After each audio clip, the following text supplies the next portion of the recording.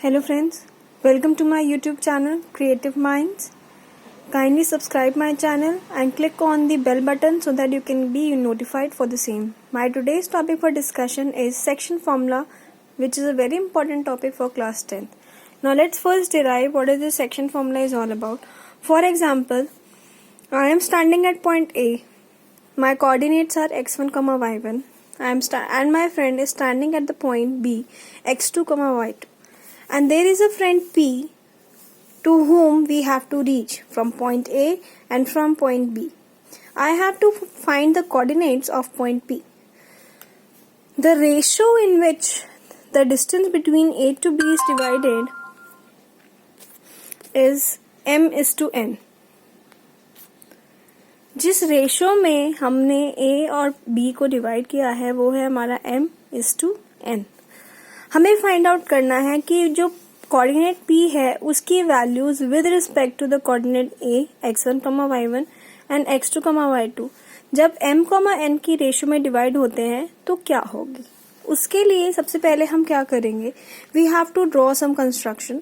Draw AR, PS and BT perpendicular to x axis. This is your horizontal axis x axis and this is your vertical axis y axis. Now, can you see these two triangles? Triangle PAQ and triangle BPC. ये दो triangles हमारे हैं. Fine. अब क्योंकि हमने यहाँ पर ये perpendiculars ड्रॉ करी हैं, क्योंकि ये angles 90 डिग्री के हैं तो ये वाले angles भी 90 डिग्री के होंगे. So this particular angle PQA is equals to 90 degree and this angle BCP is also 90 degree. Fine. Also ये PC जो है AQ के क्या होगी, पैरेलल होगी. और अगर हम AB को ट्रांसवर्सल कंसिडर करें, so these two lines are parallel and this is the transversal. So this, can you see this angle 2? Angle 2 will be corresponding equal to angle 1. तो हमारे को इन दो ट्राइंगल्स में, ट्राइंगल APQ में और triangle BPC में दो एंगल्स इक्वल मिल गए और दो एंगल्स 90 डिग्री के इक्वल मिल गए और दो एंगल्स मिल गए कोरस्पॉन्डिंग एंगल्स की वजह से. क्योंकि दो एंगल्स इक्वल हैं तो आप सबने ए सिमिलैरिटी पढ़ी होगी. ए सिमिलैरिटी क्या कहती है कि अगर किन्हीं भी दो ट्राइंगल्स में दो एंगल्स आपस में इक्वल हैं तो ट्राइंगल्स सिमिलर हो जाएंगे. अगर ट्राइंगल सिमिलर हैं तो उनकी कॉरस्पॉन्डिंग रेशियोज भी सिमिलर हो जाएंगी. इन ट्राइंगल्स के नाम हमने क्या लिए, PAQ और BPC.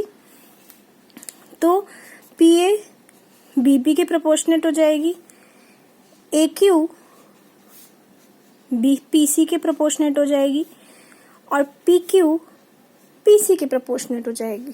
तो इन सब की हमने प्रोपोर्शनैलिटी लिख दी. PA is proportional to BP, AQ is proportional to PC and PQ is proportional to BC. Now, अब हमारा नेक्स्ट स्टेप क्या है कि हमारे को इन PA, BP, AQ, PC, PQ, BC की वैल्यू फाइंड आउट करनी है. फिगर पे दोबारा आते हैं. कैन यू सी 0 से लेके R तक का कोऑर्डिनेट क्या है आपका x एक्सिस पे x1, 0. तो ये डिस्टेंस हो गया x1. 0 से लेके S तक का कोऑर्डिनेट क्या है x, 0. तो ये डिस्टेंस हो गया आपका 0 से लेके x तक का x1. तो RS डिस्टेंस जो है क्या हो जाएगा, x minus x1. x minus x1. और 0 से लेके टीथ पॉइंट तक का जो कोऑर्डिनेट है वो है हमारा x2, 0. तो जो हमारा डिस्टेंस है OT, that distance is going to be x2. This whole distance is going to be x2. तो ये वाला जो हमारा डिस्टेंस हो जाएगा वो हो जाएगा x2 minus this particular distance that is x. So R ST is x2 minus x, this particular distance, and RS distance is x minus x1 and ST distance is x2 minus x. Fine. अब vertical axis पे आते हैं. 0 से लेके इस point जहाँ पे point A है वो कितना डिस्टेंस है आपका, y1 डिस्टेंस है. 0 से लेके पॉइंट B तक का जो डिस्टेंस है वो आपका डिस्टेंस है y2 और 0 से लेके पॉइंट P तक का जो डिस्टेंस है वो डिस्टेंस है आपका y. तो हमारा जो ये डिस्टेंस है, we need to find this distance PQ. And we need to find the distance BC।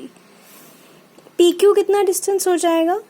This total distance PS है आपका y 0, y। So PS is going to be y and ये वाला जो डिस्टेंस है, इतना distance, ये है आपका 0, y1 डिस्टेंस है। तो PQ डिस्टेंस आपका कितना हो जाएगा? y minus y1। और हमारे को निकालना है BC डिस्टेंस। ये हो जाएगा आपका, this total distance is y2। So y2 में से हम ये डिस्टेंस सब्ट्रैक्ट कर देंगे, y2 minus y। So this particular distance PC is going to be y2 minus y1। अब हमारे को रिक्वायर्ड वैल्यूज मिल गई हैं। AQ की वैल्यू है हमारी RS की equal, AQ is equals to RS, दोनों पैरेलल हैं। PC will be equal to ST, parallel हैं। तो AQ की वैल्यू क्या आ गई आपकी? RS is equals to OS minus OR, that is x minus x1। PC की वैल्यू आ गई ST, that is OT minus OS।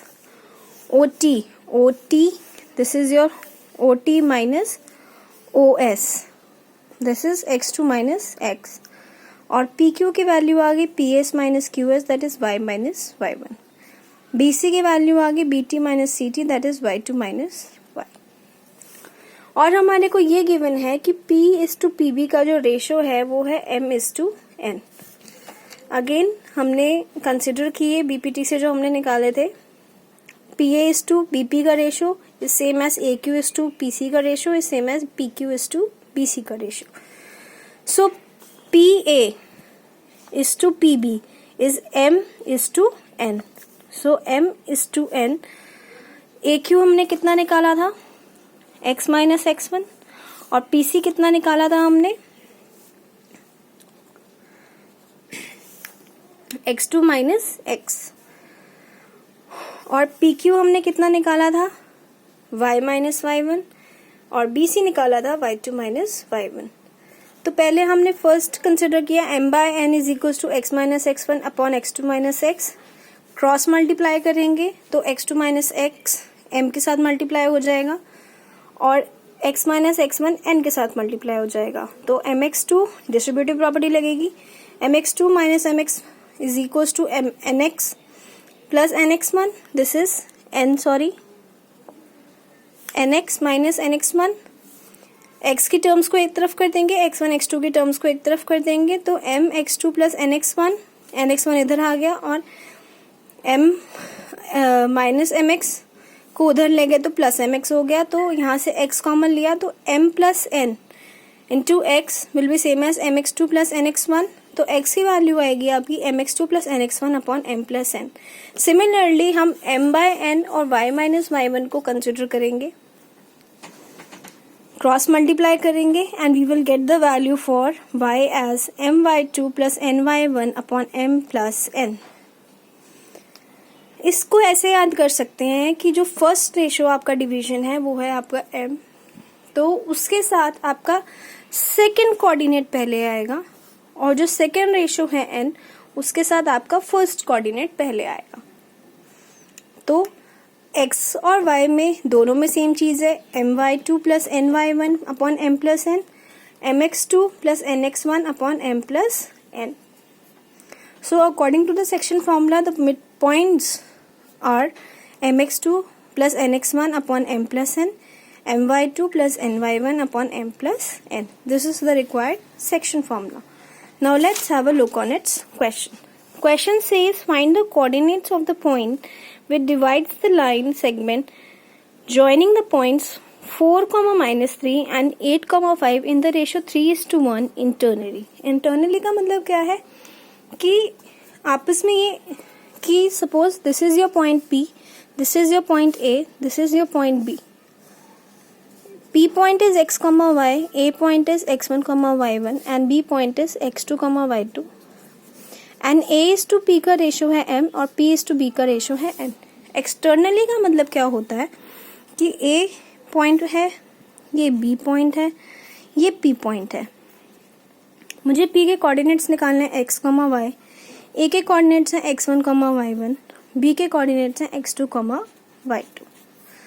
अब a इज टू बी का रेशो, मतलब कि a इज टू बी का जो रेशो है एक्सटर्नली है कि यहाँ तक का तो डिस्टेंस है m, और p इज टू बी या p इज टू a का रेशो है n। तो ये कंडीशन आती है आपकी एक्सटर्नली की।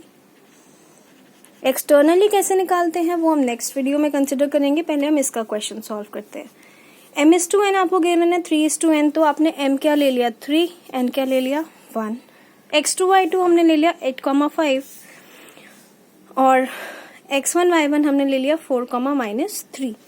तो x, y बाइसेक्शन फॉर्मूला लगाएंगे mx2 plus nx1 upon m plus n, my2 plus ny1 upon m plus n।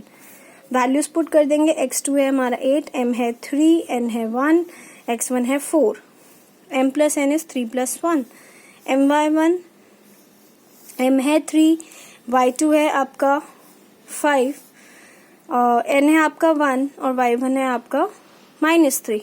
Values put करेंगे and the desired values for the coordinates that are dividing the line segment is 7, 3।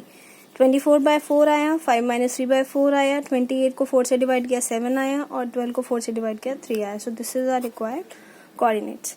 Don't forget to subscribe my channel. If अगर आपको video पसंद आई हो तो like button जरूर दबाएं, और आपके जो भी क्वेश्चंस और जिस टॉपिक या वीडियोस चाहते हैं वो कमेंट बॉक्स में कमेंट कर दें। Thank you.